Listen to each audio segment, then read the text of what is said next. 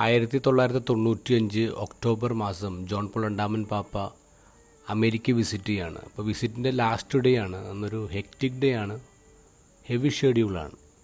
ഒരുപാട് സ്ഥലങ്ങളിൽ പാപ്പയ്ക്ക് വിസിറ്റ് ചെയ്യണം.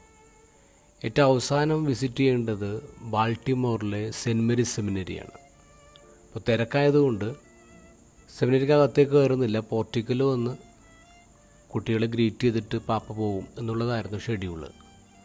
പക്ഷെ പാപ്പ അവിടെ എത്തിയപ്പോഴേക്കും ഒരാഗ്രഹം പ്രകടിപ്പിച്ചു, പള്ളിക്കകത്ത് കയറി പ്രാർത്ഥിക്കണം, ചാപ്പലിൻ്റെ അകത്ത് കയറി പ്രാർത്ഥിക്കണം.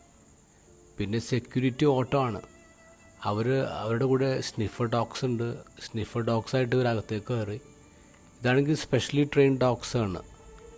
ഭൂമിയിലേക്കൊക്കെ ഉണ്ടാകുമ്പോൾ മനുഷ്യൻ്റെ സാന്നിധ്യം മണത്ത് കണ്ടുപിടിക്കാൻ ശേഷിയുള്ള ഡോഗ്സാണ്. ഈ ഡോഗ്സ് അകത്ത് കയറിയിട്ട് ഈ സക്രാരിയുടെ അടുത്ത് എത്തിയപ്പോൾ ഒരു മണത്ത് നോക്കി, എന്നിട്ട് പിന്നെ നിർത്താതെ കുറയാണ്. അപ്പോൾ ഗാർഡ്സ് പറഞ്ഞു, സെക്യൂരിറ്റി പറഞ്ഞു, സക്രാരി തുറക്കണം, ഇതിൻ്റെ അകത്ത് ആരുമുണ്ട്. പിന്നെ സെമിനാറിലെ അച്ഛന്മാർ വന്നിട്ട് കാര്യം പറഞ്ഞു, ശരിയാണ്, എൻ്റെ അകത്ത് ആളുണ്ട്, അത് ഈശോയാണ്. കത്തോലിക്കരായി നമുക്കറിയാം അതിൻ്റെ ഉള്ളിൽ റിയൽ ആൻഡ് ലിവിങ് ജീസസ് ആണ് ഇരിക്കുന്നതെന്ന്.